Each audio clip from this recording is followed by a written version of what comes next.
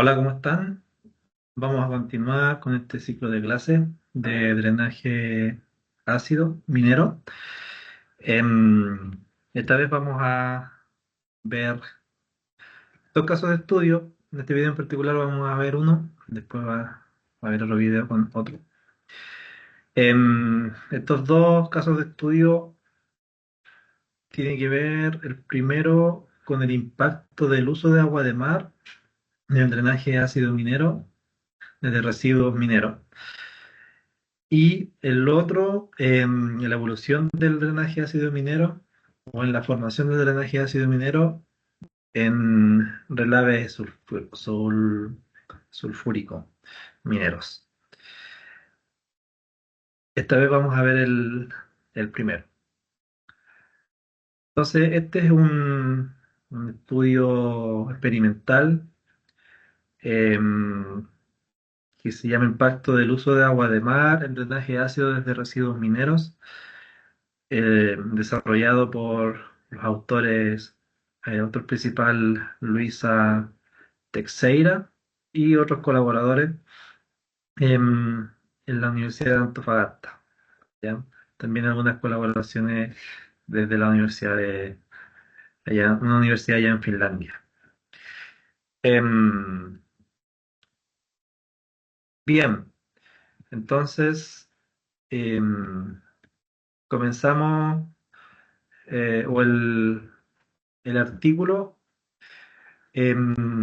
comienza hablando, siendo un contexto general, ¿cierto?, de los depósitos de relave activos que hay en Chile, o relaves en total, en realidad, 757 depósitos, de los cuales 112 activos, 173 abandonados, 467 inactivos y 5 en construcción. Esto al año 2020. Y en ese mismo año la producción, ¿cierto?, era de 4.337 millones de toneladas de relaves.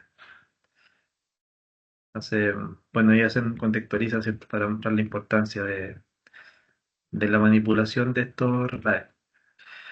Entonces, recordando, ¿cierto?, sabemos que minerales sulfurados como la pirita, la calcopirita, em, en presencia de oxígeno y agua y acelerado por bacterias oxidantes, em, puede acidificar el sistema, liberando iones de sulfato y protones, así como iones de hierro, y formando también hidróxido de hierro. Esta es una opción general, obviamente, ¿cierto? Ya vimos que esto tiene un mecanismo de reacción. Como consecuencia, ¿cierto? Teniendo solubilización de metales tóxicos como arsénico, cobre, cadmio, contaminación de las aguas y alta movilidad de estos metales cuando hay condiciones ácidas. Entonces, hay métodos de predicción y evaluación del drenaje ácido. Hay pruebas estáticas que pueden predecir la capacidad generadora del ácido en equilibrio. Pruebas cinéticas también que simulan la oxidación prolongada, en las cuales con esas simulaciones se estima la tasa y evolución temporal del drenaje ácido. Y dentro de las variables que afectan a este drenaje ácido de mina es el pH, la composición mineralógica, el tamaño de partícula, ya que si hay una mayor superficie, hay mayor oxidación y las condiciones climáticas como la humedad y el oxígeno. Dentro del contexto también usan em, el, o sea, revisan o hablan del agua de mar en minería em, como contexto operacional, ¿cierto? Que los yacimientos porfíricos predominan en zonas áridas y semiáridas, donde hay una alta demanda de agua debido a la escasez de las fuentes convencionales, ¿cierto? Por la sequía. Y por lo tanto hay un uso creciente de agua de mar de forma directa, no desalinizada, para los procesos de flotación y transporte de relaves. Después tenemos con esos efectos geoquímicos y metalúrgicos del agua de mar. Dentro de sus efectos, mejora la estabilidad de la espuma de la flotación. Debido al aumento del consumo de cal, se necesitan depresores específicos. Em, y la flotación de cobre puede ser inhibida por iones calcio y magnesio. Y una menor eficiencia de espesamiento de relaves por inhibición de la floculación. Y hay una brecha también de conocimiento, ya que no hay evidencia previa del efecto del agua de mar sobre la generación del drenaje ácido de mina, y por lo tanto ellos se plantean como hipótesis si acaso el agua de mar podría actuar como un buffer geoquímico y formar capas pasivas que inhiban la oxidación de sulfuro. Entonces, para responder a esa hipótesis, ellos hacen una experiencia a escala de laboratorio, em, utilizando agua de mar y agua destilada para comparar con diferentes tamaños de partículas. Eh, entonces, ellos utilizan un tamaño de partícula en general de 424 micrones de P80 y la comparan con una prueba adicional con un tamaño de partícula menor con 178 micrones. El contenido es principalmente cuarzo, ¿cierto? Pero siempre el mismo porcentaje de pirita, un 10% en peso. Y em, en una prueba eh, utilizan calcopirita y en otra arsenopirita. La diferencia sería el cuarzo. Entonces, para entender un poco o para contextualizar, las tres primeras son em, hacen la experiencia en presencia de agua destilada, de la 4 a la 6 la hacen en presencia de agua de mar. La, la muestra de los minerales de del relave sintético del 1 al 3 son las mismas que del 4 al 6, lo que cambia es el agua de tratamiento. Entonces, ellos quieren comparar, em, bueno, el efecto, ¿cierto? Como background de solamente con pirita. ¿Qué ocurre cuando hay calcopirita y qué ocurre cuando también hay arsenopirita en el medio? Entonces, hacen esa comparación en agua destilada y esa comparación en agua de mar. Otra cosa importante es que ellos no utilizan minerales neutralizantes, o sea, solamente los que aparecen acá, no hay cal u otro mineral que sea neutralizante. Estos ensayos cinéticos em, se realizaron durante 25 semanas, aproximadamente 6 meses, en una celda de humedad, la cual es un ensayo, ¿cierto?, para medir drenaje ácido estandarizado por ASTM. En esta tabla aparecen las composiciones del agua de mar, principalmente tiene cloruro de sodio, pero también hay unas sales de magnesio y de calcio y de potasio. Hicieron, ¿cierto?, una exposición alternada en aire seco y aire húmedo. La lixiviación fue semanal con 500 ml de agua y le hicieron un monitoreo al pH, al potencial redox y a algunos metales como el hierro, cobre, arsénico y al sulfato también. Acá se muestra el esquema del tratamiento. Acá está el relave sintético. em, Se le inyecta aire, ¿cierto? Por compresión, aire seco también. Ahí se iban alternando. Un tiempo inyectaban aire húmedo y otro tiempo aire seco. Aquí está la lixiviación con agua de mar o con agua destilada. Y recibían después el drenaje ácido para hacer las mediciones correspondientes. El protocolo de ASTM para estudio de drenaje ácido es el siguiente. Es un ciclo experimental de 7 días. Del día 1 al día 3 se le inyecta aire seco, se insufla aire seco en la celda de humedad con un flujo de 3 litros por minuto. Se simula condiciones de oxidación intensa, ya que promueve la entrada de oxígeno. Después, entre el día 4 a 6, em, se le insufla o se le suministra aire húmedo para simular condiciones de condensación y aumento de la humedad relativa. Este paso promueve la reactividad acuosa sobre las superficies minerales.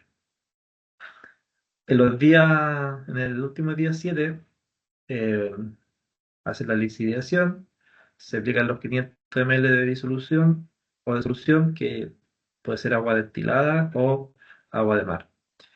Esta agua gotea lentamente a una tasa de 3 a 4 ml por minuto, y esto para evitar el ingreso natural del agua. Luego se recolecta el lixiviado mediante una bomba de vacío.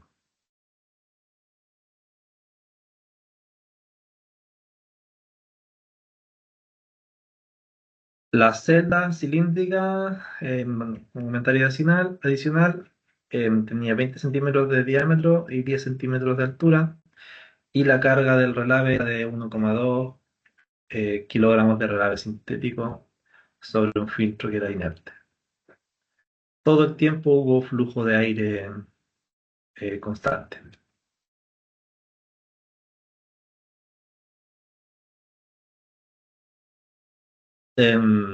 También, como les comenté al principio, los relaves tienen una granulometría de un porcentaje igual a 424, digamos, partículas, simulando partículas gruesas, y un relave sintético del C7 tiene un tamaño de partícula fina de 178 micrones.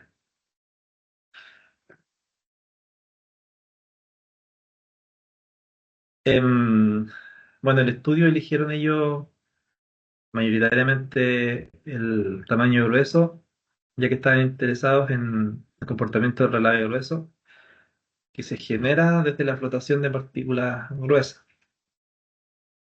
Esto porque la flotación de gruesos em, puede reducir el consumo de energía en la etapa de conminución, ¿cierto? Reduce la generación de drenaje ácido de relave, ayuda a estabilizar la presa de relave y mejora la recuperación de agua.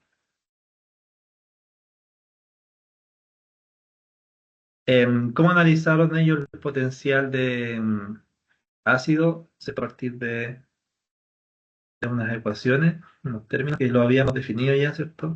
Potencial ácido como la capacidad del residuo para generar ácido, que va a depender del contenido y tipo de mineral sulfurado, y el potencial de neutralización, que es la capacidad para neutralizar la acidez, que se aporta por minerales carbonatados, ausentes en este caso.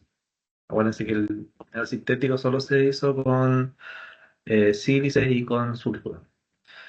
Entonces, em, el,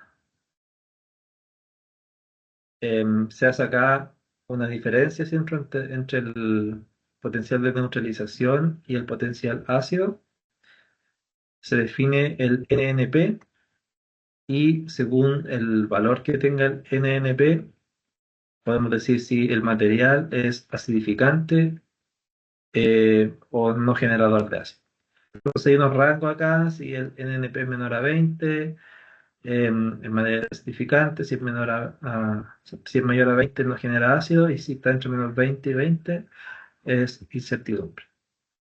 En este caso, ¿cierto? El NP es cero porque no hay minerales carbonatados, y por lo tanto el NNP va a ser igual al menos el potencial ácido.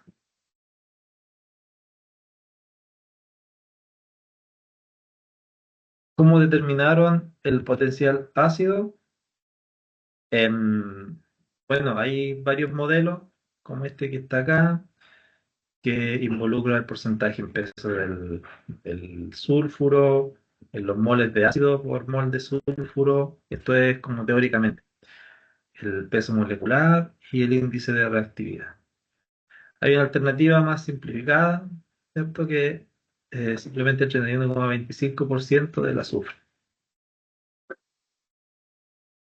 En este caso, como los graves contienen pirita, calcoprite, arsenopirita y cuarzo inerte y no hay minerales neutralizantes, el resultado es que el NNP dio -160 en todos los casos, por lo tanto el material es altamente generador de ácido.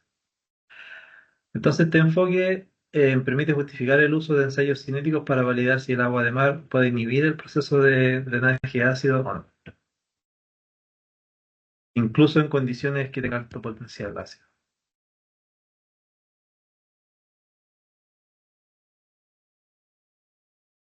Em,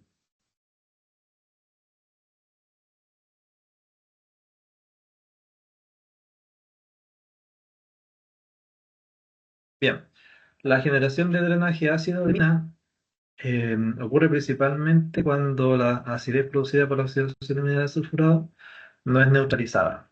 Esto deriva en la disolución de los metales pesados y la acidificación del sistema, ¿cierto? Esto es lo que habíamos dicho. En este contexto, el tipo de agua que interactúa con los relaves es un factor geoquímico determinante y esta diapositiva profundiza el concepto de la capacidad buffer y cómo el agua de mar puede influir en la estabilidad química del medio poroso del relave. Entonces, desde el punto de vista geoquímico, ¿qué es lo que es la capacidad buffer? Es la resistencia de una solución a los cambios del pH ante la adición de, de ácido fuerte o base fuerte. En otras palabras, la capacidad del sistema para amortiguar las variaciones de la acidez, protegiendo el entorno de condiciones extremas que favorecen la oxidación de sulfuro. El agua de mar, o sea, el agua destilada, perdón, no contiene iones, por lo tanto, tiene una capacidad buffer cero. Sin embargo, el agua de mar sintética posee un alto contenido de sales y hartos iones, cloruro, sulfato, calcio, magnesio, etc. Por lo tanto, posee una capacidad buffer em, elevada, que puede amortiguar el descenso del pH. Hay unos modelos para calcular la capacidad buffer, por ejemplo, un modelo de Thomson y Bonner, que es igual a 0,252 por la concentración de cloruro en el medio. En este caso, la concentración de cloruro es 19,82 gramos por litro. Y por lo tanto la capacidad buffer teórica son 2,48 gramos de hidrógeno por kilogramo de agua de mar.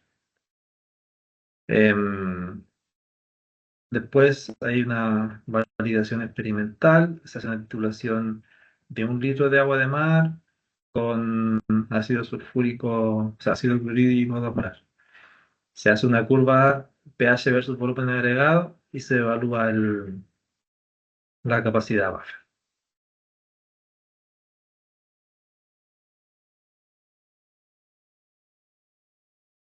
Entonces, con la validación se encontró, em, se encontró que obviamente el agua destilada no tiene una capacidad buffer, no puede modificar el pH, pero sí lo hace el agua de mar sintética.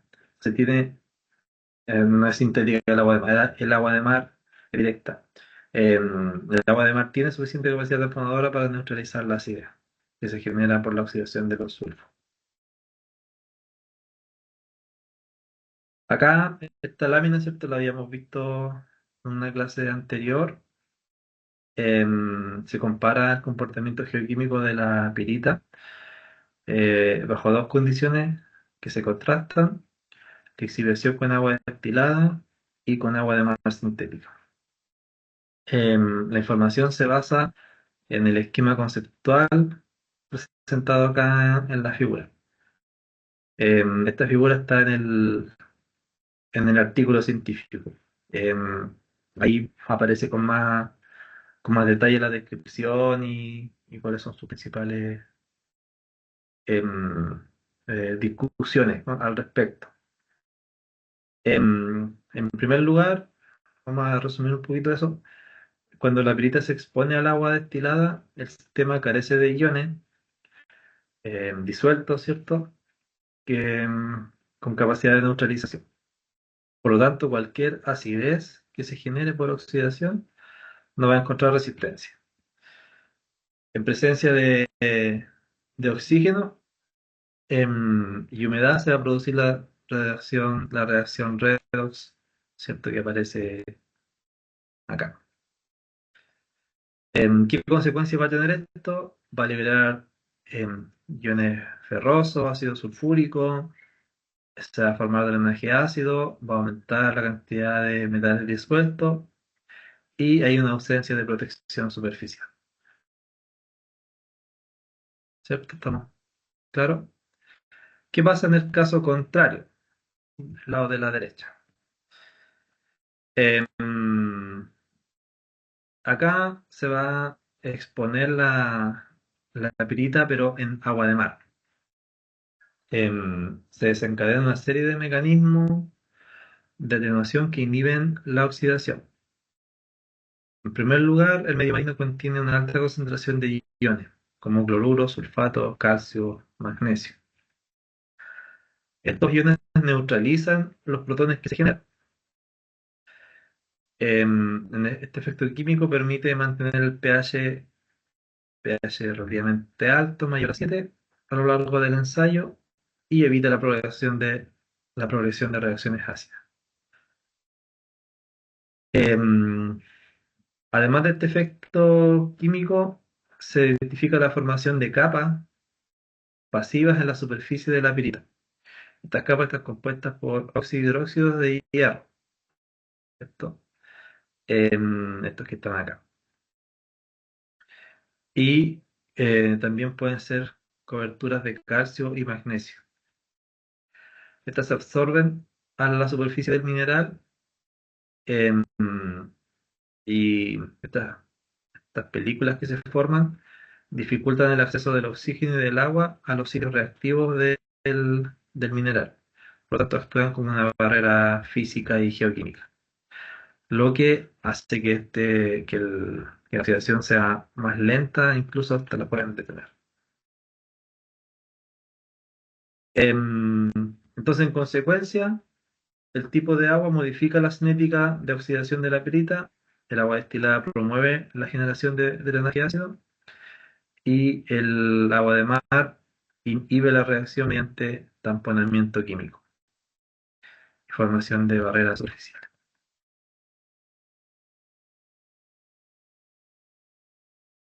Acá en la figura se puede apreciar,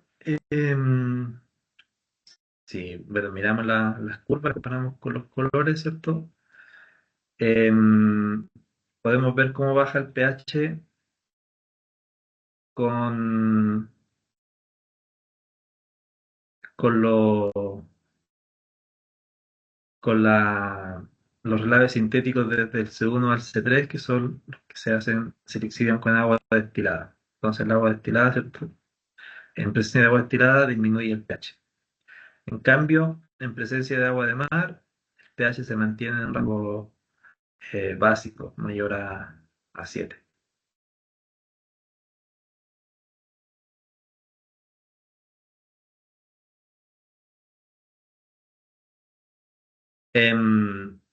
La tabla acá muestra la capacidad buffer. En agua destilada se ve que la capacidad buffer es básicamente cero. Hay una capacidad de generación ácida, ¿cierto? Obviamente estos valores difieren porque los relaves sintéticos tienen contenidos de pirita, calcopirita y de arsénico, pero cuando hay agua de mar hay una capacidad buffer acá, se observa claramente.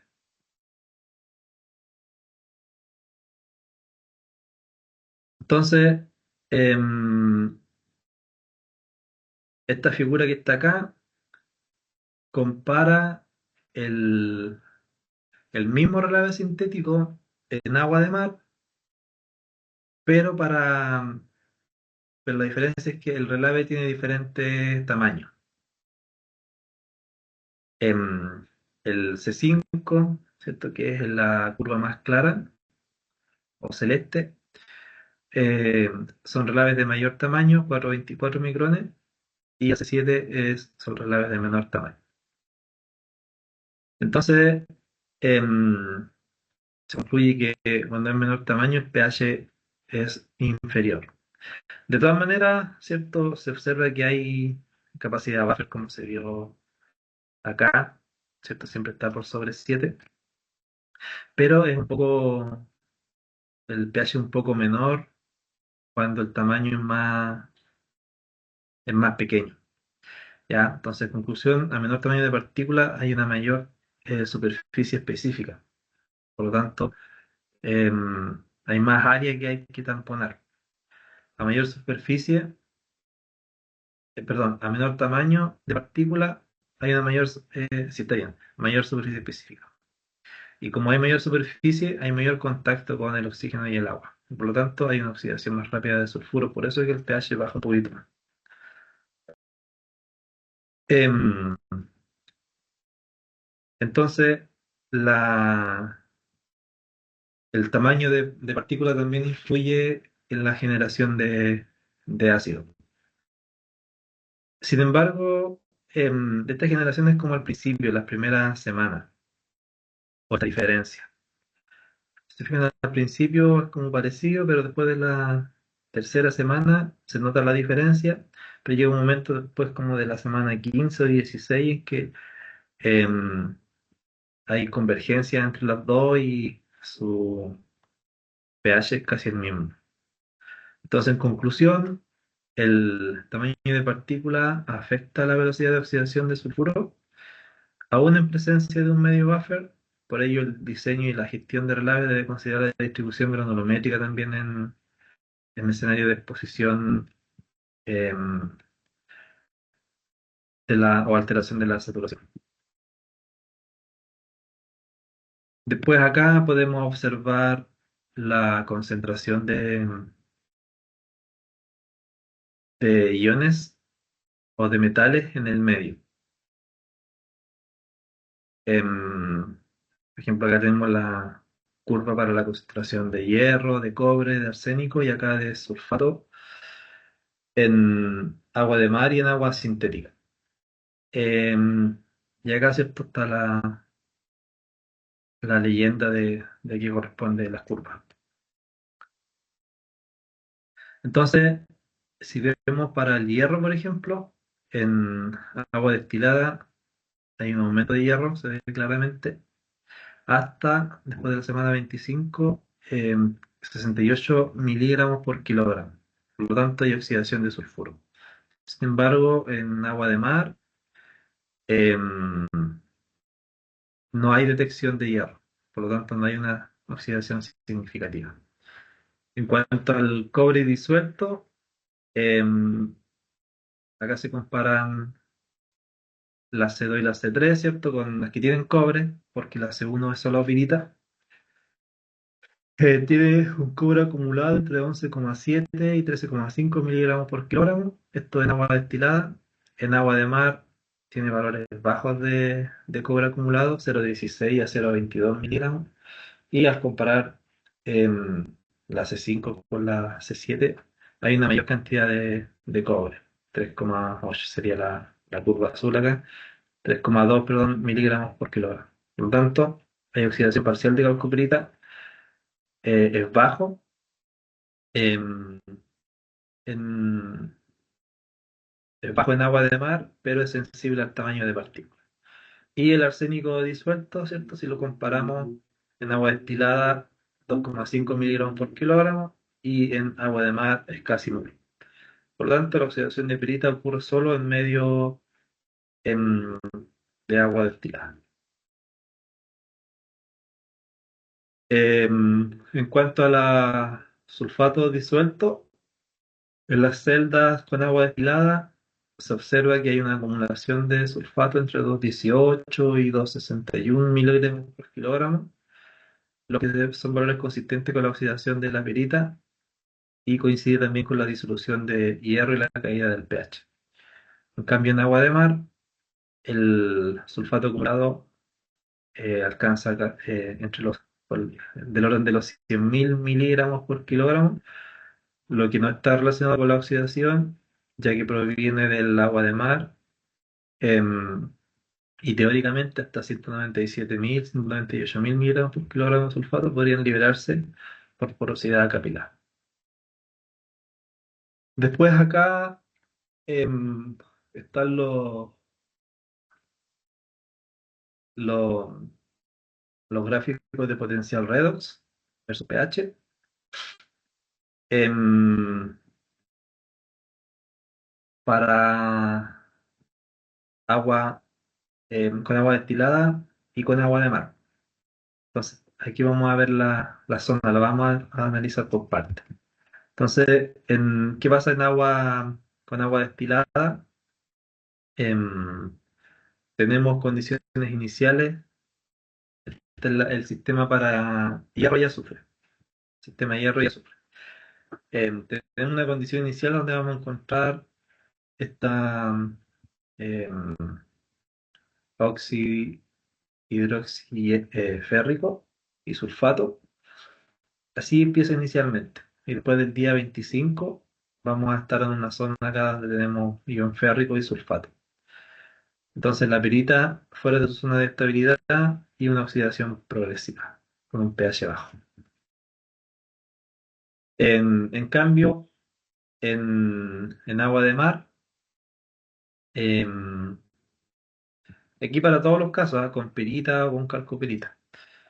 En agua de mar, em, la C4, que es solamente con pirita, la zona inicial es el ion de cloruro férrico que estamos acá con SO4, y las otras, ¿cierto? Están en la zona de ferroso o de pirita. Pero una vez terminado las 25 semanas, en todos los casos nos vamos a encontrar en la zona de estabilidad de la pirita. ¿Ya? Es decir, un pH relativamente entre 7 y 8 y con pirita. Entonces, la pirita no se oxida en presencia de agua de mar, es compatible con pH neutro alcalino y hay ausencia de hierro disuelto. Entonces, estas modelaciones termodinámicas, que no me acuerdo si las mencioné, pero se hicieron con el programa HSC o H is C Chemistry, confirma que el sistema redox pirita agua permanece estable en agua de mar.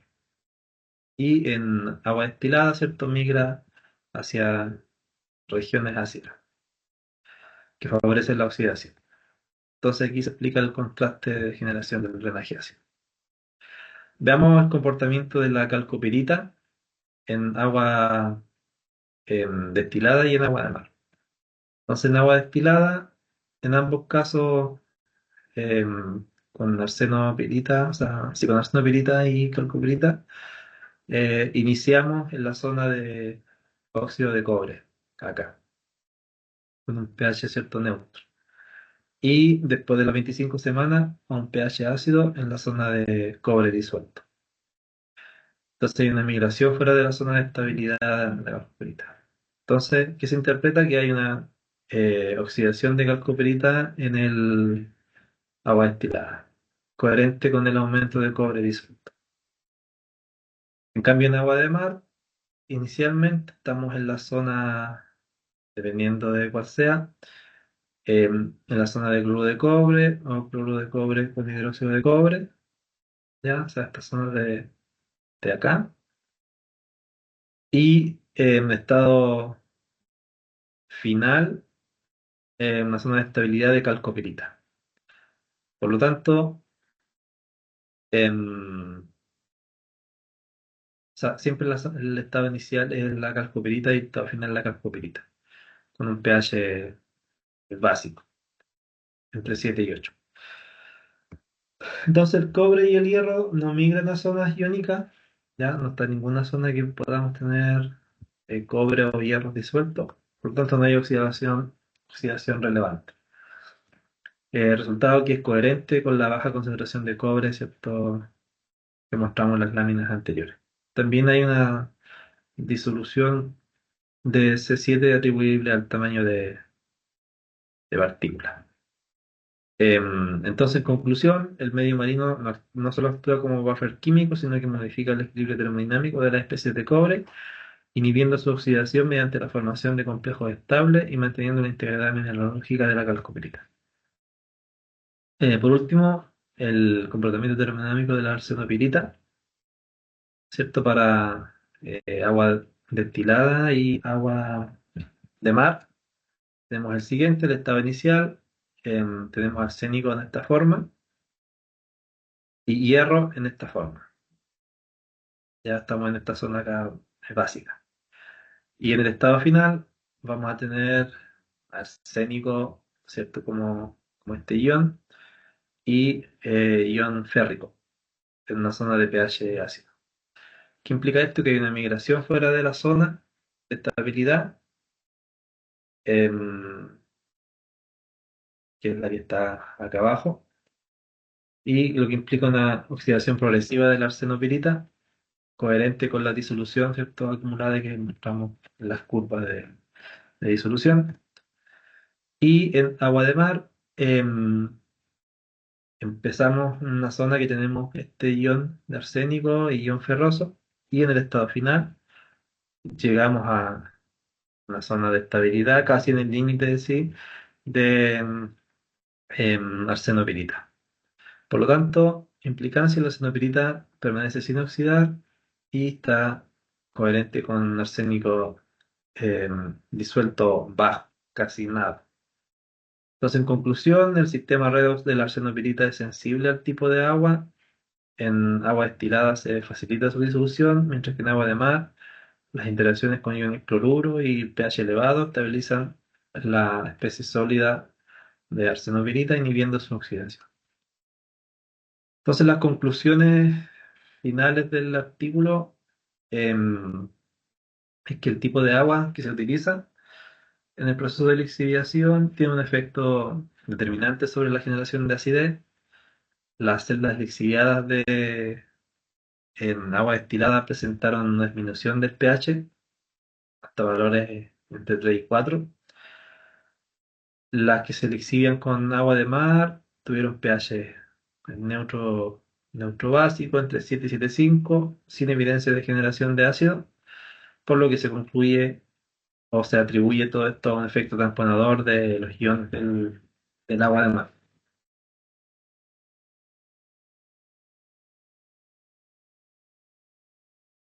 La conclusión es que una mayor superficie específica de reacción de las partículas finas favorece la oxidación incluso cuando hay un medio tamponador.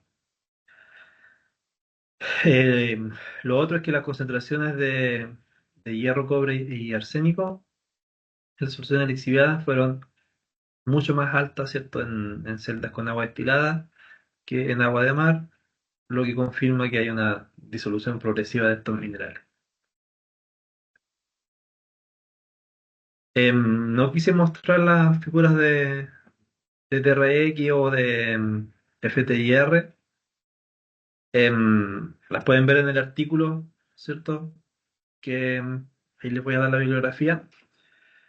Pero les puedo comentar que la caracterización de los sólidos después de los ensayos no permitió detectar presencia de óxido hidróxido de hierro en ninguna de las condiciones evaluadas. Cuando nosotros suponíamos, ¿cierto? Las figuras, los autores supusieron de que se formaban esas capas. Sin embargo, el análisis SEM y EDS reveló diferencias importantes. Por ejemplo, en la muestra con arsénico, en agua destilada, todo el hierro estaba asociado a la perita, sin evidencia de recubrimiento. En cambio, en las muestras esta era con solo pirita y esta con arsénico, entre un 24 y un 58% del hierro estaba presente como